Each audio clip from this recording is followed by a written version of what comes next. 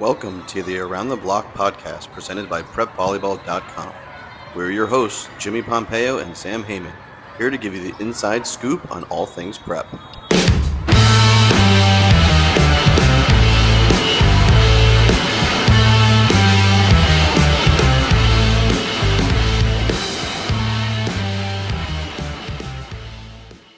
All right, everybody, welcome back to Around the Block with Jimmy and Sam. We have a super fun episode for you today. It is all about the transfer portal.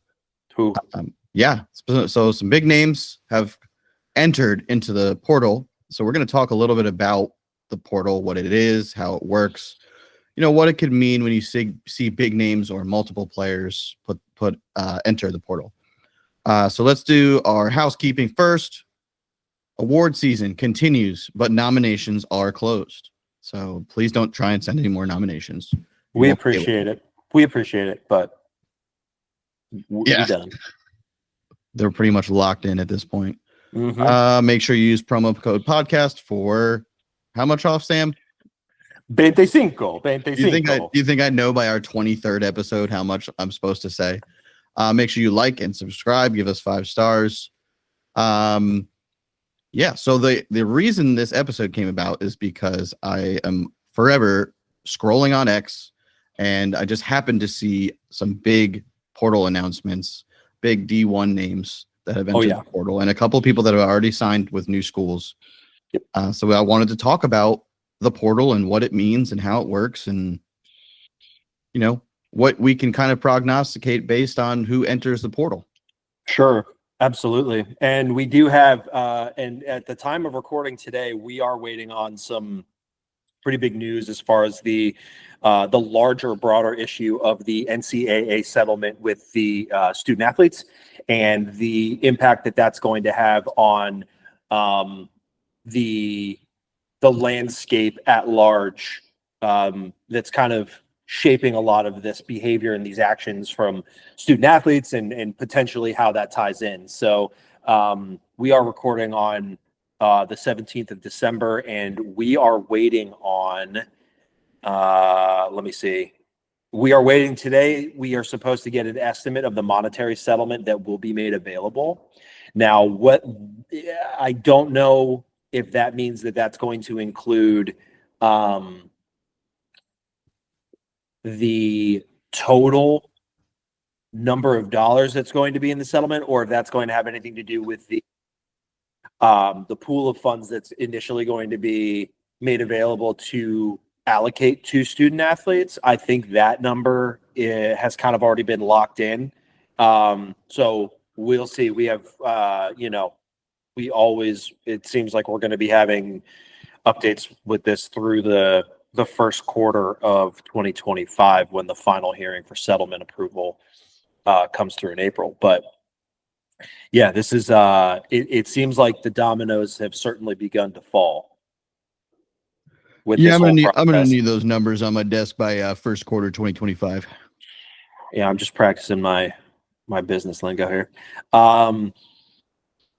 So I think we kind of I think this is something that we're going to start to expect a little bit more frequently. And this is the time that it's going to happen. Don't you think? The tournament's wrapping up. We've hit, is it the Elite Eight, the Final Four? I think it's the Final Four. Yeah, I was going to say, I think it's the Final Four at this time. So this is the time, most teams are kind of, their season's done.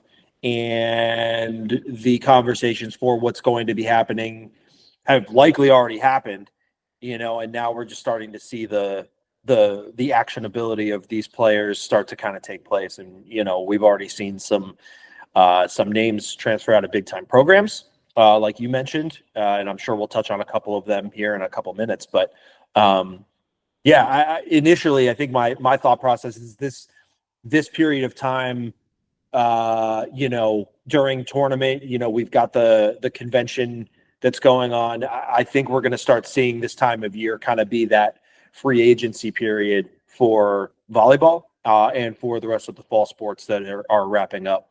We've already started to see some movement with football. And to what degree we're going to have to wait and see some of this stuff shake out or continue to shake out as the news of the settlement agreement between the NCAA and the collective plaintiffs in that agreement kind of come to fruition. We'll see. That remains to be seen. But yeah, so I think we're starting to see some early tremors and some early signaling of what this is going to look like coming down the road. Yeah, we did see some big names. We had Jaden Livings, who is now going to SMU. Southern Methodist. Yep, and to be a little bit closer to home, so it seems. We have Laken Laurendine, who just entered the portal from Auburn, who was one of the top 150 players in her class while she was still in high school. Chloe Chicoine, which was a really big one because she was an absolutely brutally good juniors player. Oh, yeah. And stayed home. I mean, obviously, like, Purdue is a great program, but she was like, nah, I'm here for Indy. And then now we'll see. She hasn't picked anywhere yet. She just jumped into the portal. As far as I saw, she just jumped in the portal. Gotcha. And then we just had another player I just saw today signed with Purdue, which I don't think they had anything to do with each other because I think the player that I saw was a middle blocker.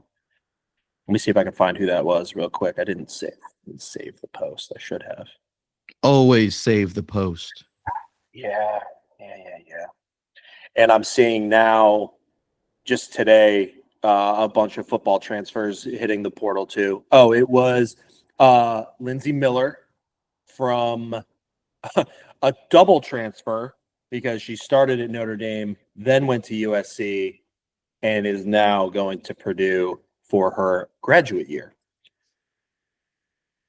So there you go.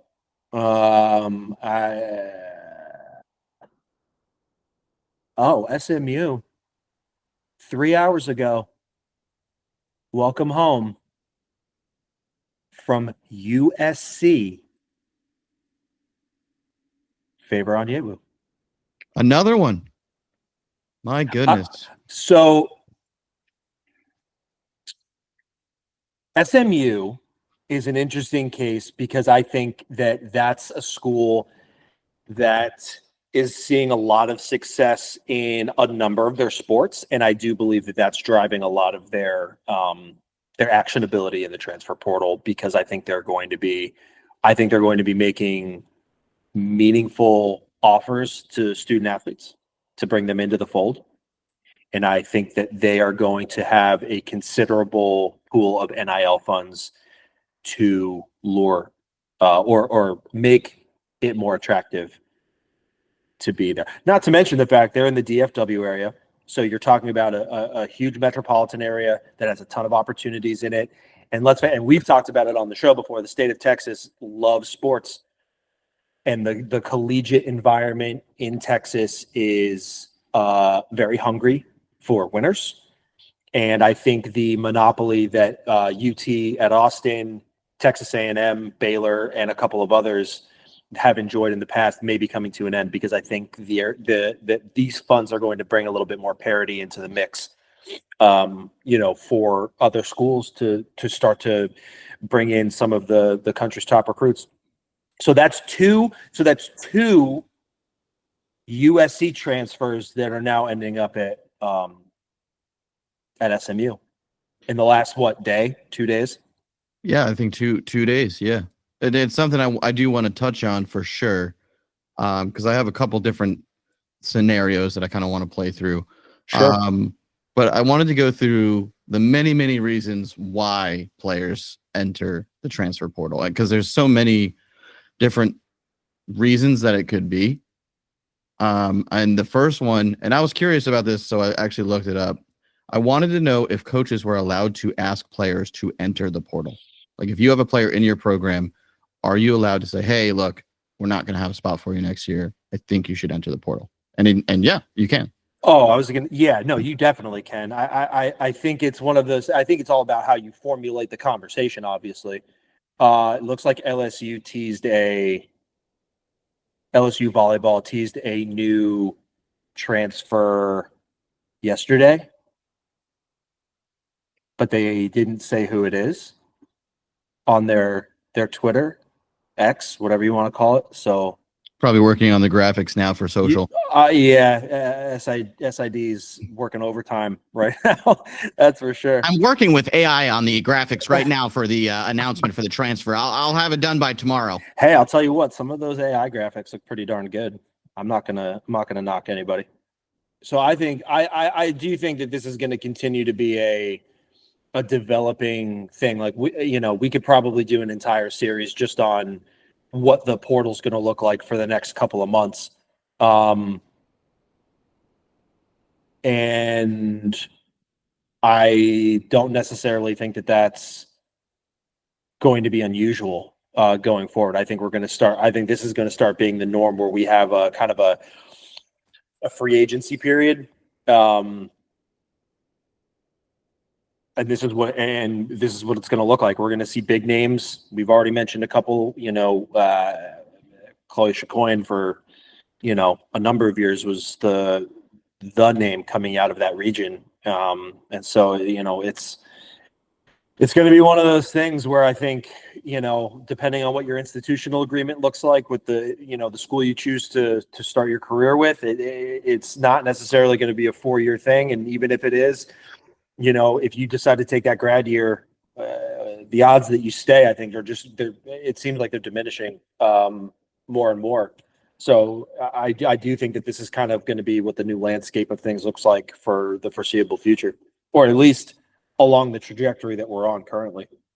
Yeah, and I looked up a little bit of the history of the transfer portal because until 2018 there wasn't one. So right. Within the last 10 years they created the transfer portal, which initially was just supposed to help manage the transfer process, make it a little bit smoother. But then back in 2021 they changed the transfer rules, allowing players to transfer and play immediately rather than sit out a year. And I think that's what really sparked this whole free market for athletes to move between schools much more easily. Mm-hmm. And then on top of that, you throw in the new name, image, likeness rules, and it's becoming this like ever growing, exciting yet confusing thing that athletes and programs and fans have to go through and see happen. And I think like my first note on here as to why this kind of like this mass growth of transfers, I feel like it has to do with COVID, because everyone got all that extra time back of eligibility. That's true. And I feel like that was like the first domino. That first domino is like, oh, I get a year back. Maybe I'll go play somewhere else. And yeah, I don't think you saw it as much in volleyball until grad students started transferring for that last like year of eligibility to try and win something. Sure. I assume it's because they wanted to play on the greatest stage, but it also could have been if they're going to grad school, maybe they have a school that has what they want to, go to school for, and it just happens to be a very good volleyball program. Yeah, I mean, and some of that could have been player motivated, and some of it certainly could have been program motivated, where they're just like, look, we weren't anticipating this. Like we had you on a 4-year, or we had you on a 3-2, or a 3-1, a 2-2, whatever it was, and and all of our funds are allocated, and we have people coming in, and we're not about to come off of our commitments, and change things around. So I mean, however we got there. And I would say that that's kind of evening out, and I think the roster capping is going to, and I think we've already seen, so just speculation, but I do think we've seen fallout from that impending roster capping that's going to come next year already kind of take place, and we're seeing some of the ripple effects of that already. So I would agree. I think there's been a little bit of whiplash over the last 4-year recruiting cycle, but I do think that that's settling down a little bit, and the roster capping is going to also kind of curb that as well. But I would venture to guess that because of a number of factors, one, the roster capping, two, the move from NLIs to institutional agreements, and the prevalence or the impending prevalence of the the NCAA settlement, which will open up the pool of funds to be able to pay players, I do think we're going to see shorter institutional agreements being made. I can see a world where it's a 2-year deal out of the gate, and then we'll see. Or if they really love the kid and they have a, the vision is that it's going to be a long-term thing, maybe a 3-year with an option for a 4th. But the next conversation, and I do believe that there was a piece of legislature that was put in last week, maybe, by the plaintiffs of this settlement agreement, that to have some sort of caveat for representation in the mix for these athletes. So that's another piece of the puzzle that's still kind of developing. What's the role of agency and negotiation in this process? But the thing for me is, in regards to that, you're going to have so let's just use some round numbers here. If your athletic department has, let's just call it 2,000 athletes, it's probably not that many, right? But you have like 20 something $million to allocate across the entirety of your athletic department. First of all, there's no way it's going to be an even split. There's just no chance that that's happening.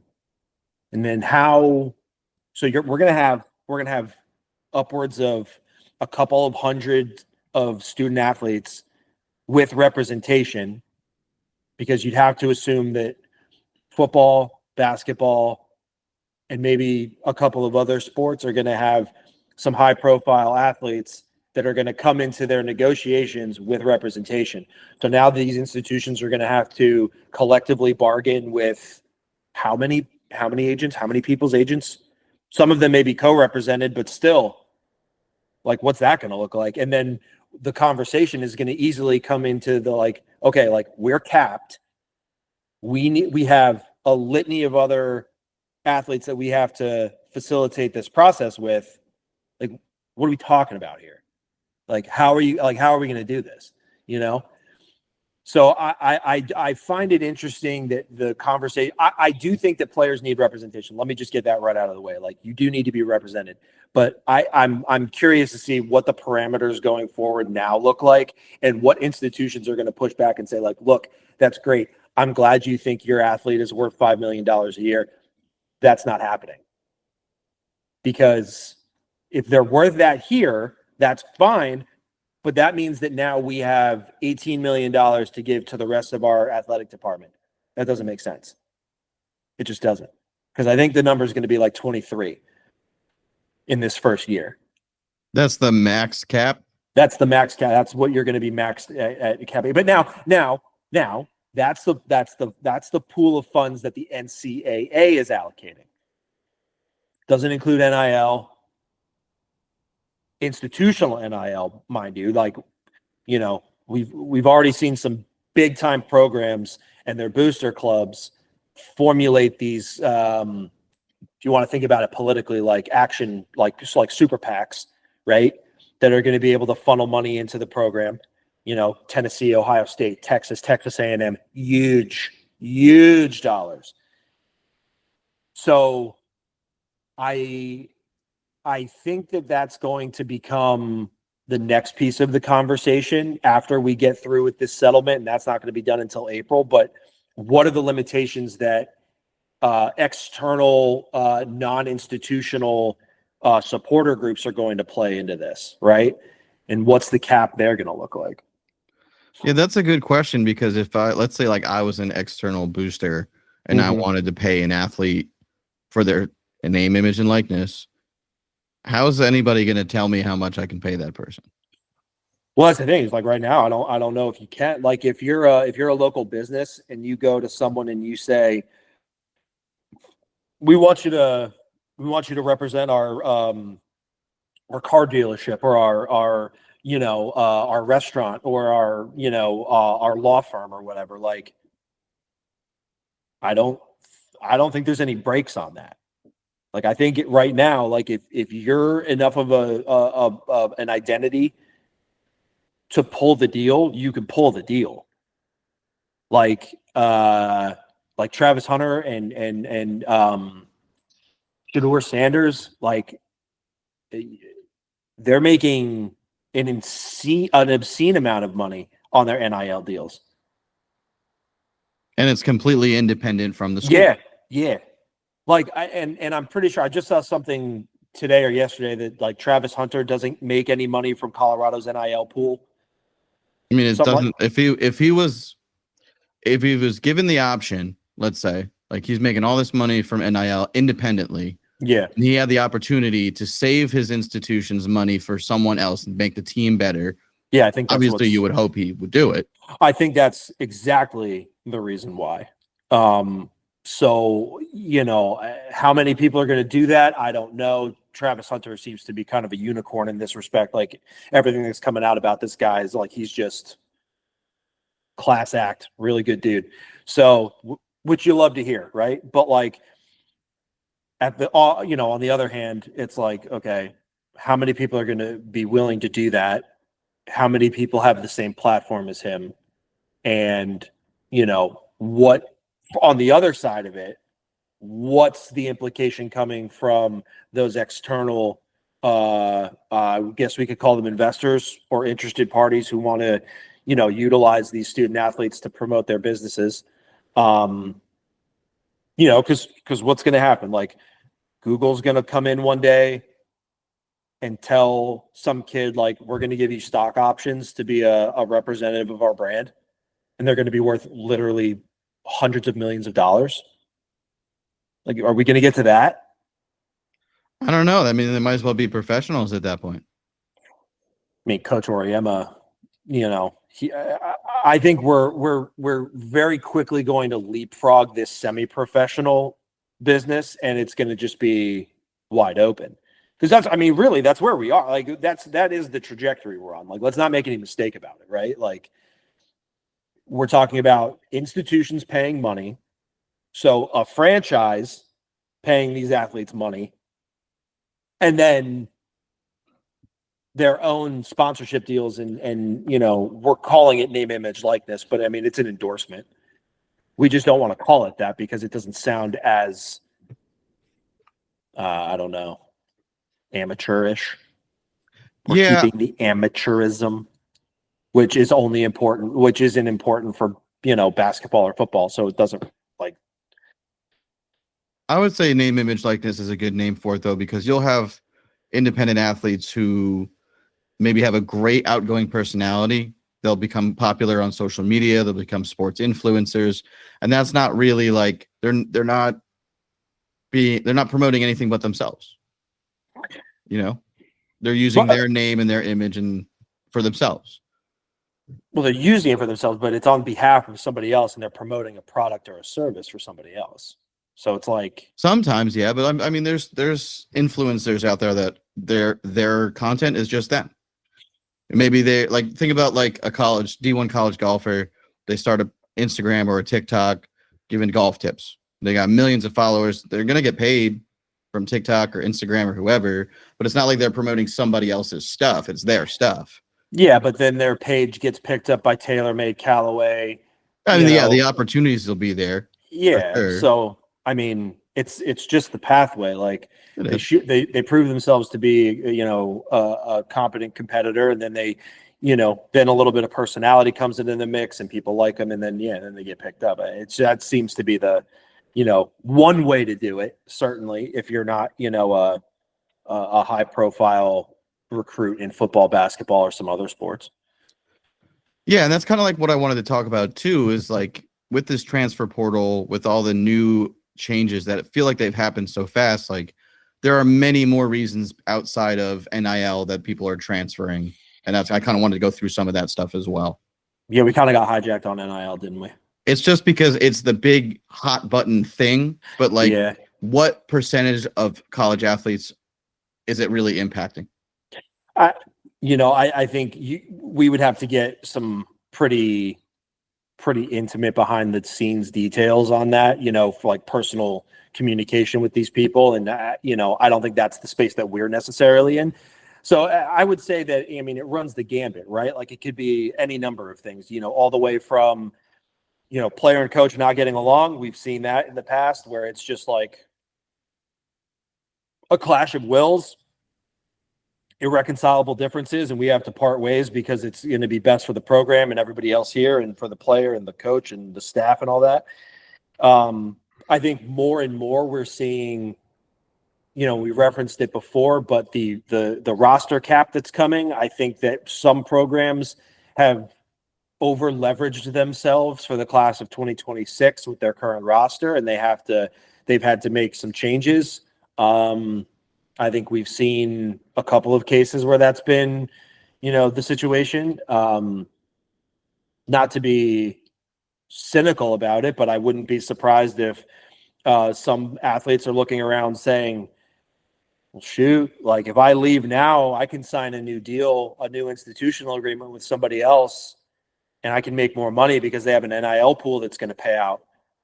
Or I know that they've decided to allocate a certain percentage of this impending pool of funds coming to the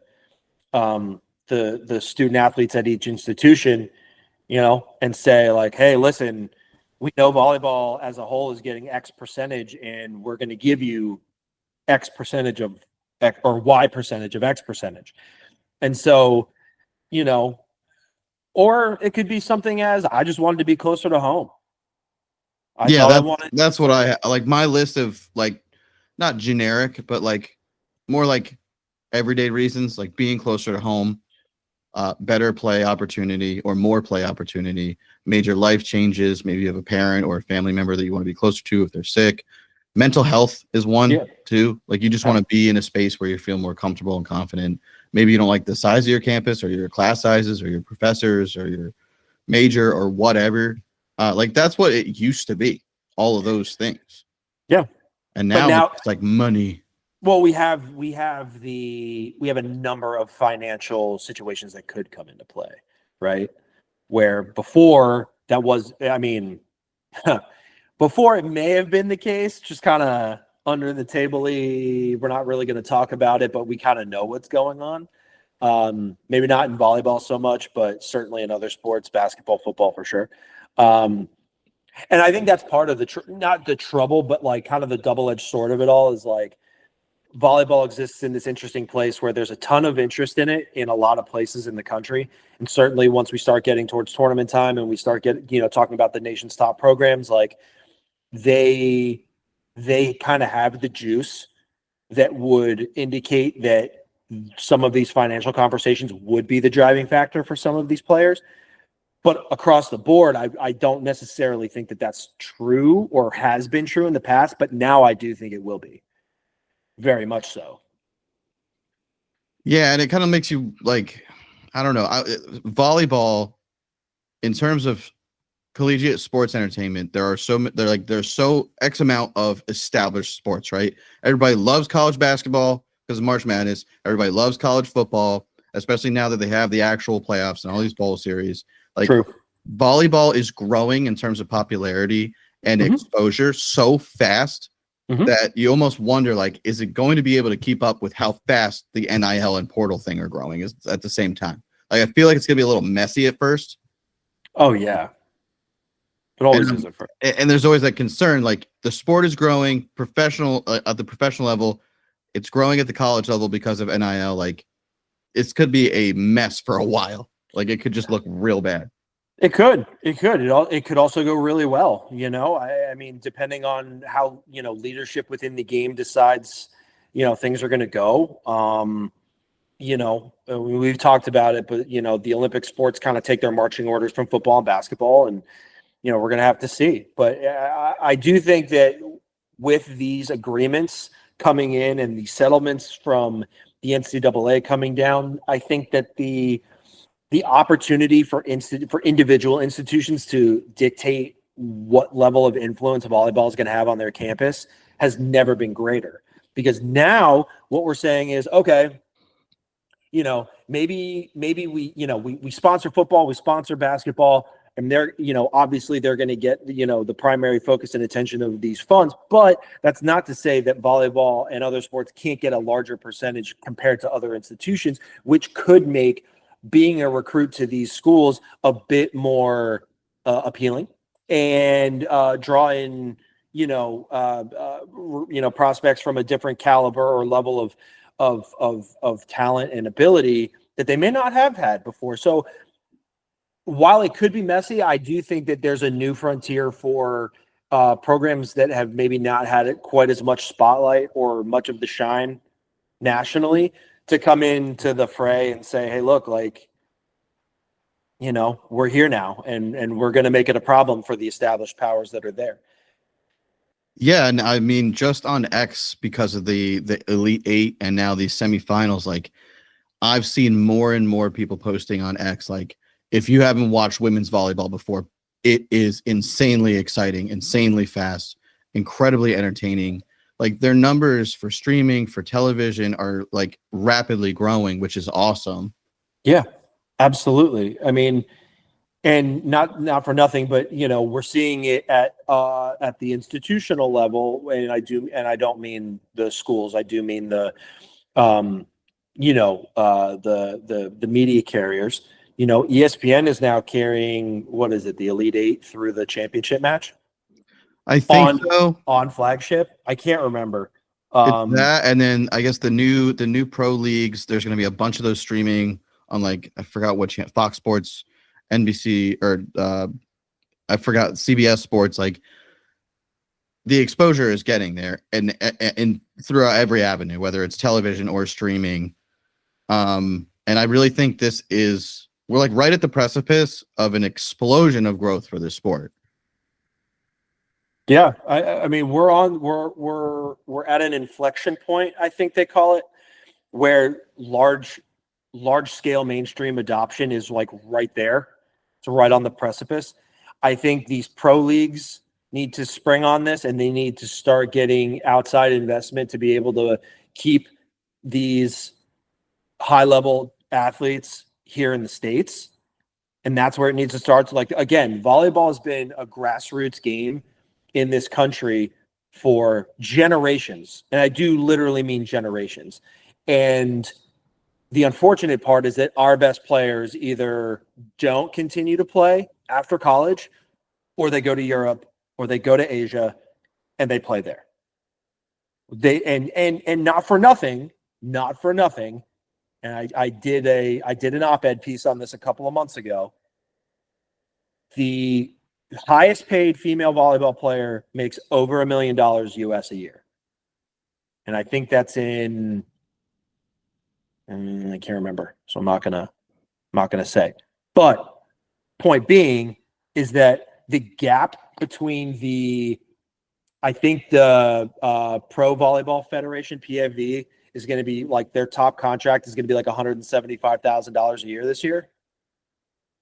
It's not even in the same galaxy as what's available overseas. So, I mean, you want to talk about growth, you want to talk about the ability to lay the new foundation for the next league that's going to be able to show massive growth over the years. It's volleyball. We're not always going to see exhibitions like we saw with Nebraska and Omaha at the outdoor games and 90,000 people. Like, it's just, you're not always going to see that. But we can make significant strides on what we've seen professionally here in the States. And we've talked about it before, but the pathway has never been clear, right? So the question is where's large scale funding going to come from externally? Because the NCAA now has it. The NCAA and these programs now have that funding that is hopefully going to be sufficient at that level to continue to bring in high level athletes. Now, how do we keep them in the States? Got to get them paid. And again, the conversation here in the States is If it don't make dollars, it don't make sense. And we have a number of situations where we've seen pro volleyball fail in the United States. Go back and check it out in my op-ed. There's a little history in there of the pro leagues in the United States. Tragic, absolutely tragic. And I don't know if it's a symptom of volleyball, but just, you're reading the descriptions of these things and it's just bad planning. And you can tell that volleyball people tried to put this together because it's just rough. And respect to the people who did it and got it off the ground. But, when you've got an 8-team league and only 2 teams make it through a 5-year period and everybody else turns over and, stuff like that, it's just symptomatic of not understanding what the draw is. And maybe it wasn't the right time, and maybe now is the right time.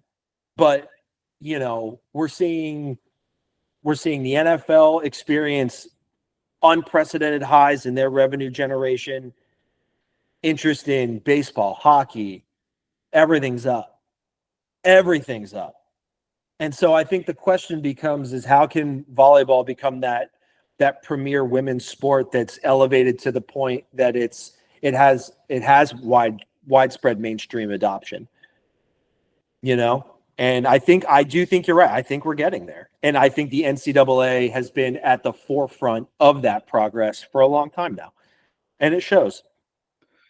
Yeah, I mean, it basically was the only women's volleyball product you could find to watch outside of the Olympics or the Pan American Games or the World League, which happens like once a year so whatever structure they have. Like, I guess that was kind of the guinea pig was like, will people sit and watch women's college volleyball consistently? And they have for the last few years now. Yep. And depending on the hotbed that you're in, I mean, the University of Nebraska, from what I understand, and people watching from Nebraska can correct me on anything that I might be wrong about, but they sell out every home match. And I don't mean some, and I'm using every as a superlative. I'm pretty sure they have a running record of like a couple hundred consecutive home sellouts. They sell season tickets for volleyball, and you have to buy them in a pair. You have to buy 2, and they sell out. Penn State, I'm pretty sure, has a very similar, appetite for their volleyball. They have a deep history, and obviously Texas, and there's other places that have a similar culture. And so I think, you look back at other leagues that have become successful. You look back on what made them successful. And I read this book called The League. It's about the formation of the NFL and the 5 owners that got everything off the ground. And I draw a lot of parallels to certain leagues, that have been trying to get off the ground and get going and stuff like that. And, the struggles that they experienced at the beginning of their process and what they endured and what they had to go through to make football viable was insane. Professional football played second fiddle to college football for probably like 30 years, 40 years at the inception of things. Nobody gave a rip. Nobody gave a rip. Notre Dame's, USC, Penn State, huge programs in college football were so much more popular than the professional franchises that came out. So do you think those parallels are going to be there for women's volleyball too? I think that they could be at the start because of the built-in fan bases that are intrinsically linked to the institutions. I think the parallel that I'm trying to draw here is that the persistence that has to occur and the endurance that it takes to make something viable year over year has to be there. It has to be there. And I think, a good example of that would be the WNBA at this point, because they've never turned a profit. It's been 25, almost 30 years, and they've never made money. And they've continued to be a subsidy of the NBA. Respectfully, it's just the business of things, but people look around and they wonder why, and they can't figure it out. Well, did you scale too fast? Do you not understand like your target audience? Are you not giving them what they want as far as product goes? Because volleyball seems to have figured that out at the collegiate level. So, and professionally, we now have 3 leagues that are running, with 2 different formats. The Athletes Unlimited one is wild to me, and I've said that before, and I'll stand by that. I think it's crazy unique, very different, very attention grabbing. There's a lot going on there. You got to pay attention to it. And then PVF and LOVB one that's kicking off with a deal with ESPN. And some very high level or high profile donors and players coming into the mix. Like, I think volleyball has a chance to really jump on the springboard here if they market this the right way and they have the right personalities in there that are out front to make much greater strides, personally. But that's just me. And I don't know if that's because there isn't anything comparable to it right now, or that it's still so fresh and new to this generation. The stuff that happened in the 70s and the 80s and the early 90s is so far gone, and it was so quick and just a flash in the pan that I don't think anybody really remembers it. So but I do think that it's going to take some very concerted effort from leadership in USA Volleyball, the AVCA, and a number of other institutions and organizations to make sure that the right people are running this and the right people are making the decisions that are going to drive this thing forward. But like everything, it's going to be on the players to produce a good product, and I think we have the talent here in the United States to do that. And with the right level of investing and the right level of input from external sources, we could start to draw some of the some really strong international talent to come over here and play as well. And a lot of them are already, and a lot of players are coming over here to play in college now too. So, we're in a good spot. Could be. It could be in a good spot. It could be. And again, and that's the thing is, like, I hate to make the comparison to, the NFL, but don't think of it as the NFL now today. Think of it as the NFL that was playing second fiddle to baseball and to college football. Like, the growth has to be scaled and appropriate to what is out there and being asked for, right? Because if you try and go too big and there's nobody there, it's going to look bad and it's going to feel worse. So, like, I don't know. I think if you shoot for X and you get Y, is it going to ruin things, or is it going to make it something where you can see the path there? I don't know. But maybe it's just me and my desire to see volleyball on a bigger stage and the optimism that comes with that. I don't know. But a product is only going to be as good as the people that are in there. So, and the fans that support it. And I think that the volleyball community in this country doesn't get enough attention for what it is. And I think that the number of people that would sit down and watch a volleyball match, is more than what's being accounted for, personally.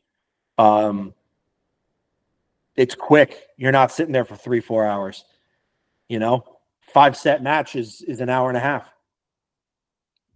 2 hours max. Yeah, and it's never slow.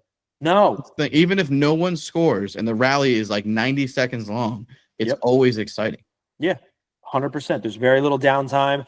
And I think another thing that comes into play just in general when we talk about athleticism, like, these athletes are doing something that is a little bit hard to grasp for the average person. They're like, I can do that. I can do those things, some of those things individually. I can run, I can jump, but, like, I can't pass and play defense like that. I can't attack like that. I can't, make these reaction saves the way that some of these athletes do. And I think that And for me personally, like that's why I love ice hockey, because for me, it requires so many skill sets that I personally don't possess that I find extremely entertaining to watch. And I can understand the game. I can understand the tactics. I can understand, how things move around. But for me, I can ice skate.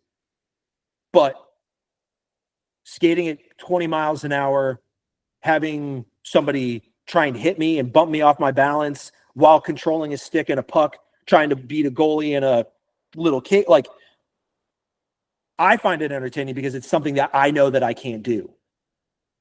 Or I would have an extremely long and wide gap to bridge to be able to do that.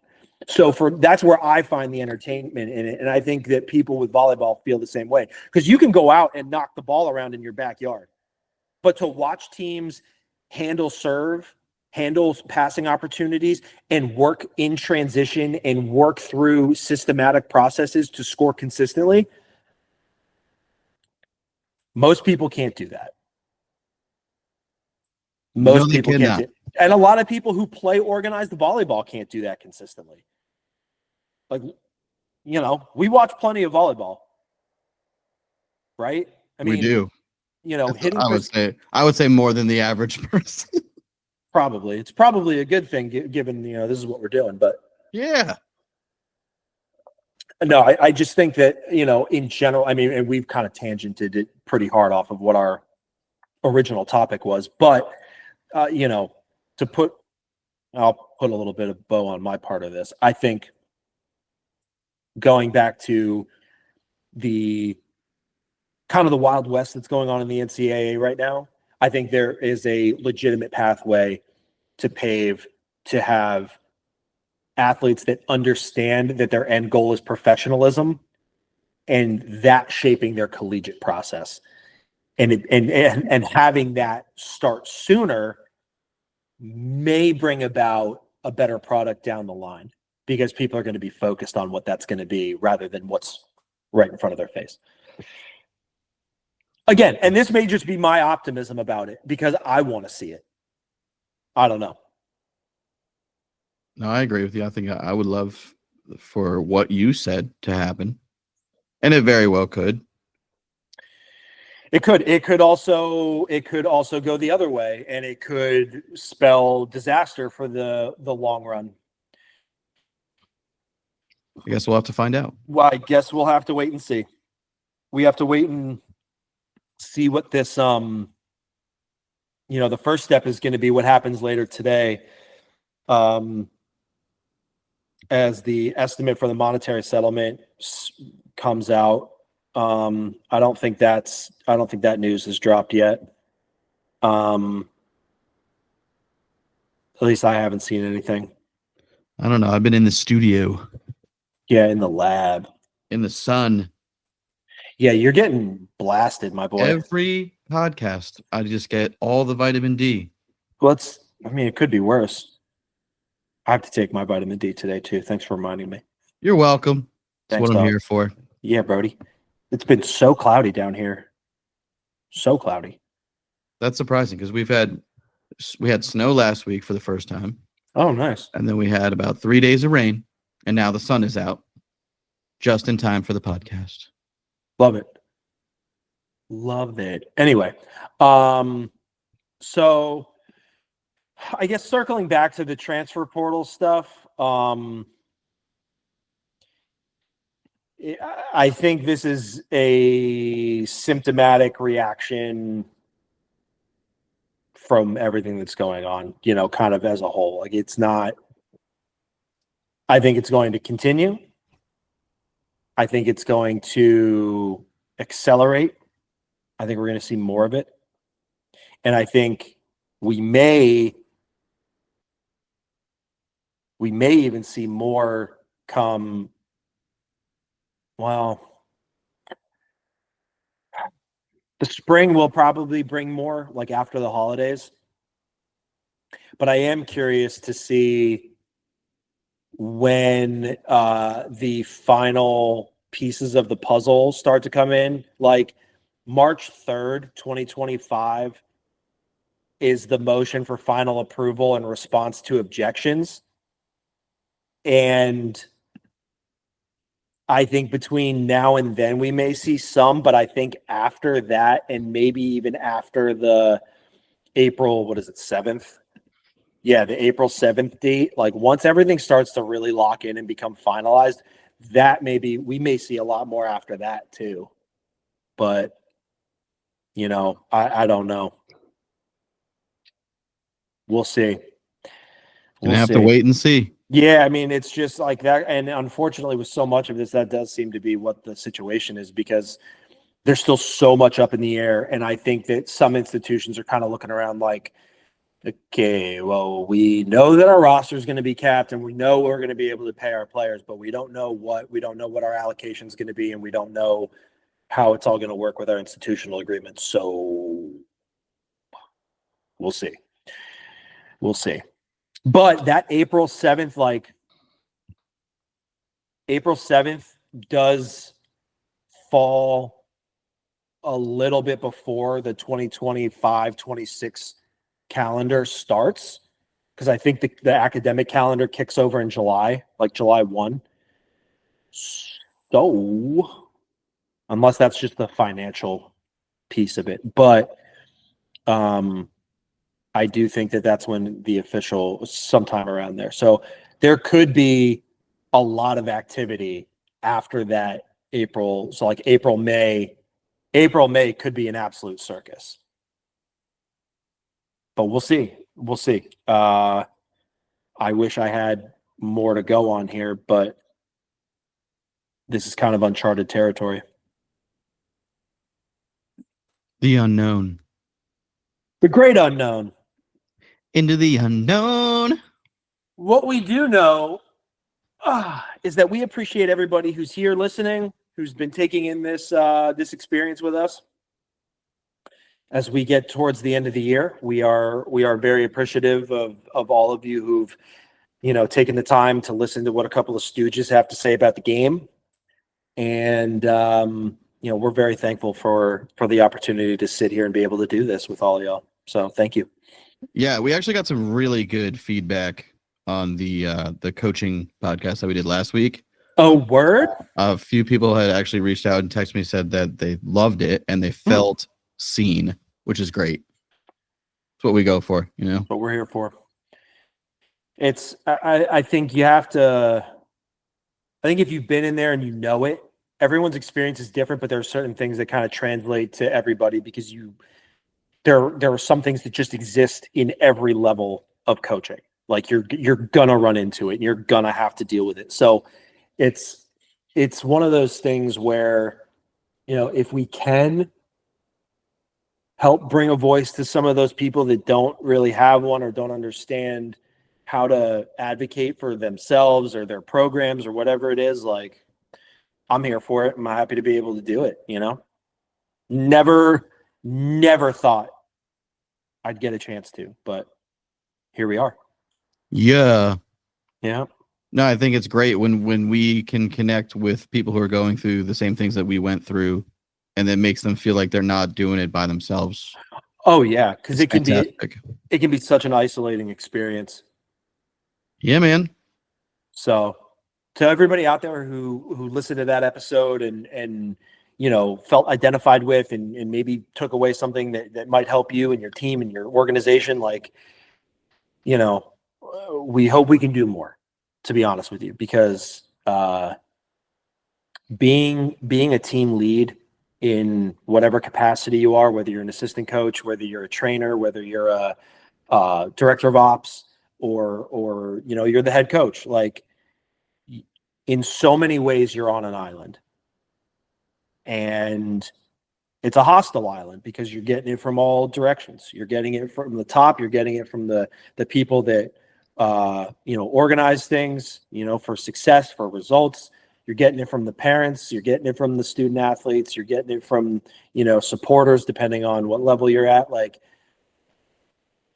it is hard. Like, I don't want to say like it is and it isn't. Like, we're not curing cancer, but you're dealing with people, and people can be hard, because at the end of the day, like, we all want to be we want to be liked, we want to be appreciated, we want all these things, but we also understand that at a certain point there's a job to do, and we have to do the best job that we can, and sometimes that's going to step on people's toes, in one way or the other.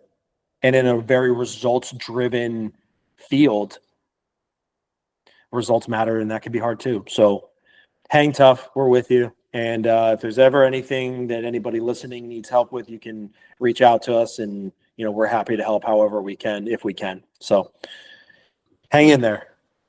Yeah, if we don't know something, we know somebody that knows something, or know somebody that knows somebody that knows something. Everybody knows somebody that knows somebody that knows something about it. There's a song in there somewhere. I know somebody that knows somebody that knows something about it. Oh, goodness gracious. Is this episode's coming out before Christmas, right? This episode is coming out in 2 days. Oh, okay. Okay. This is probably the freshest, super freshest one we've had in a few weeks. Love it. Extra short like cheddar. Ooh. Love it. All right. So actually, hold on. One more question before we start to wrap up. Who do you have for your 2024 NCAA Volleyball National Championship? Nebraska. Yeah, do you? Yeah. I know I'm going to get a little bit of heat for this, because I don't know who's in the final. I haven't been paying attention to it at all. Okay, so Pitt, Louisville, and Penn State, Nebraska. Wow, that's fantastic programs. It's absolutely titanic matchups. You couldn't ask for a better, more exciting, eye-drawing, regionally different, but highly talented Final Four than this, I think. Well, I mean, it's all the one seeds. So, how could you? I guess when you put it like that, in that sense, it may seem boring. It's all the one seeds won. That's not, we were hoping for a dark horse. It's okay, but just feel happy that you get to see some of the most talented players in the country. Yeah, absolutely, against each other. I mean, I think we got to see some exciting games, right? Let's see, that was a 1-2, 1-3, 1-2. Even the Elite Eight, the lowest seeded team in the Elite Eight was Kentucky, and they were a 3. Yeah, I think the Elite Eight was just the volleyball this playoffs has been fantastic. Yeah, it looks like it's been relatively scratch for the most part. I'm just going through Missouri beat SMU in round 2, so that's good for them. That's a good win because SMU was a 2 seed. But yeah, pretty scratch. But I think, and we've talked about it before, that seems to be a pretty consistent trend. Yeah, I just think Nebraska's got the talent. They have the culture. I think they have the spirit. Yeah. And they look hot right now. They look sharp. Yeah. They swept Wisconsin. It's no for the joke. 3rd time this season. Yeah, it's no joke. I don't know if there's any stopping that freight train. Let me see what it's 26-24, 25-17, 25-21. I just think when you beat the same team 3 times in one season. Oh, it's the hardest thing to do, right? It is, but when you do it, it's you should feel so confident. Just yeah, we got their number, and whoever's next, we got their number too. Yep. And I think probably what's most impressive is it was a pretty balanced effort in that match. 1, 2, 3, 4 hitters with double-digit attempts. Becca Alec had 9, so she, that would have been another one there. But pretty balanced, and they pulled that sweep off with what's her face, Harper Murray only hitting $172. So great. That was a great defensive game too. Yeah, I haven't caught too many of the matches. I'm not gonna lie.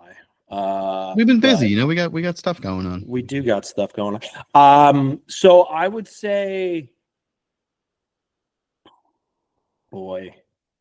That Pitt Louisville game, little ACC grudge match for a spot in the championship. I love that. Honestly, I think either of these semi matchups could have been a championship matchup, and that's what makes it so good. Yeah, it could have been. So, all right. So you pick Nebraska to win. Who are they playing? Pitt. Pitt. Yeah. But what I don't want to hear, if I'm right, is the same thing that people do with Kansas City when they won the Super Bowl again. Because you just picked the front runner? No, it's that it's rigged and it's all staged, and like they had the documentary about Nebraska. The country fell in love with Nebraska as a program because of it. Oh, like they're just good. Okay, there's no Kansas City rigged job with the refs and all that stuff. Like I don't want to hear it. Yeah, well, if it was rigged, wouldn't Texas have been in the national championship for a three-peat? No, because the documentary was about Nebraska. Oh, yeah, but Texas was the two-time reigning national champion. So yeah, and you know what? I would say if they were to win the third in a row this season, they're definitely would have got a documentary for sure. Oh, you'd hope so. And it would have been really good because any documentary about volleyball is awesome. Yeah, and Texas is Texas, so it's not like they're going anywhere. So I will say, I would like to see Pitt win because we saw Olivia Babcock and Tori Stafford quite a bit in their juniors years, and I just thought they were such entertaining players, so much fun to watch, a lot of spirit in their game, and they're so talented, so gifted. So I think from a personal standpoint, I'd like to see them win because of a little bit of attachment to those players. Louisville would be a great story, I think. I mean, I don't know how much of an emotional ride it is when you're a 1 seed, right? Like it's kind of hard to pull that in there, but yeah, so it's either going to be red versus red, blue versus blue, or red versus blue, which is interesting. So I think I would like to see a Keystone State final, Pitt versus Penn State would be sick. That would be pretty cool, but that would be sick. If we're talking about ratings, I don't know that a all PA final. No. I agree. I agree. I think if Nebraska's in it, you're going to get the highest ratings one way or the other because their fans are. Nebraska has set, I think, the highest viewing ratings all time, like 3 different times for volleyball.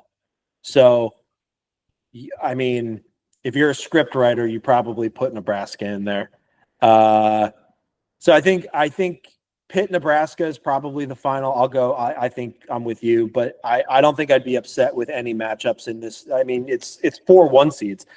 You know, the bracketiers once again on the money, right? Like, not a whole lot of drama in there, at least from the looks of it. Although Wisconsin did get taken to 5 by Texas A&M, so there is that. And yeah. Louisville went to 5 with Northern Illinois, Northern Indiana, UNI.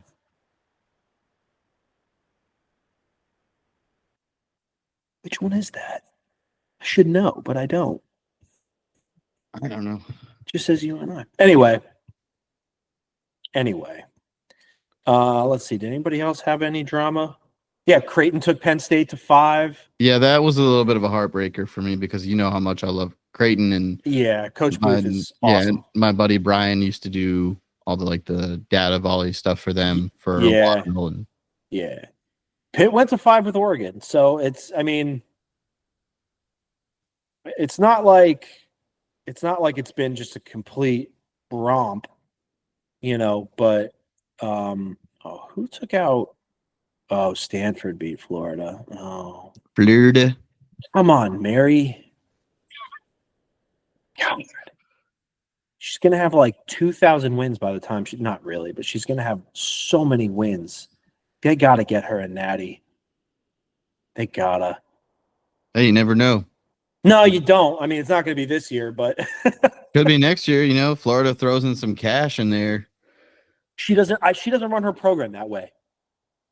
I mean, she might have to. That's but, what like, I'm saying. Like, you might have to just to keep up, just to compete. maybe.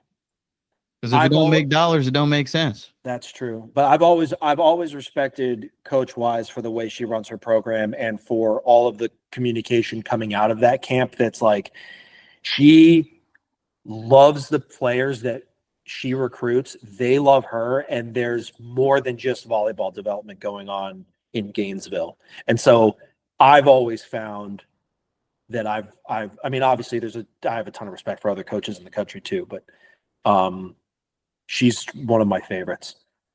So yeah, I would say the same. For me, it's Coach Booth and Creighton. I think 100%. Amazing culture within that program. And that's what you want to see from a program. Agreed. I think you don't last a long time at a place if you're just chasing wins and you're just chasing, I mean, you can, but I think, it's more impactful and more influential if you're doing, that personal development stuff, at the forefront of what your program building is. And, it certainly has worked out for her or for Coach Booth, for Coach Wise, and, for a number of others that we've seen, stick around someplace for a really long time and be successful, so come on, let's get Mary one. Get one over the finish line, Coach Wise. 2025 to your year. Let's do it. Man, yeah. I'm a prophet on this one. That'd be great to come back in a year's time and see that there in the Final Four. Can you bet on women's college volleyball? I think you can for like the Final Four. Yeah, put like a couple $100 on the futures. Oh, I don't think they do it like that. Maybe they should. Someone from DraftKings get at us. We'll help you with that. Maybe we just need to start. Maybe that's what prep volleyball needs to be. It just needs to be a volleyball sports book. Yeah. It's prop volleyball now. Player props all day. Come on. I need Babcock to hit over 360 and this parlay will hit. It's terrible. That's a big number. I know, but big numbers make big money. Oh, that would be freaking hilarious. Maybe one day. No, you never know. Like these pro leagues, I'm just saying. Let's go. Let's do it. New business venture. Prop volleyball. Let me get on the horn with the boss. I got an idea to pitch him. Oh, goodness gracious. Hit us up. Let us know if you think that's a good idea. Yeah. Yeah. The website doesn't exist yet, but propvolleyball.com.